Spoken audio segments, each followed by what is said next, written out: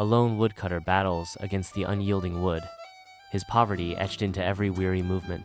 With a frustrated grunt, the axe slips from his grasp, swallowed by the river's unforgiving current. At the river's edge, the woodcutter kneels, his heart sinking as he stares at the water where his axe vanished. A heavy sigh escapes him, the weight of his lost livelihood pressing down.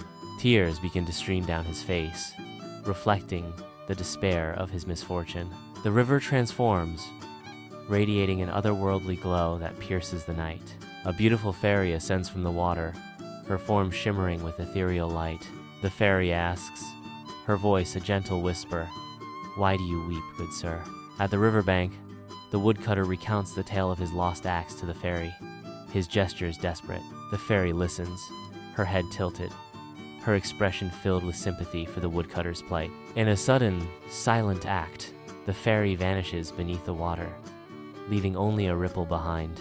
From the depths of the river, a fairy emerges, a gleaming golden axe held aloft in her delicate hands. She presents the axe to the woodcutter, her voice echoing with ethereal grace. "Is this your axe?" The woodcutter shakes his head, his honesty ringing clear. "No, that is not mine." The fairy vanishes, leaving a mere ripple in the air. She reappears, a silver axe gleaming in the sunlight. "Is this your axe then?" the fairy asks, her voice echoing lightly. The woodcutter shakes his head. "No, that is not my axe either."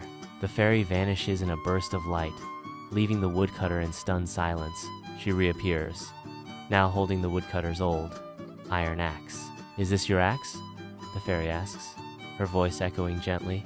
The woodcutter's eyes widen with disbelief and joy. "Yes, that is mine." The fairy smiles, pleased with the woodcutter's honesty.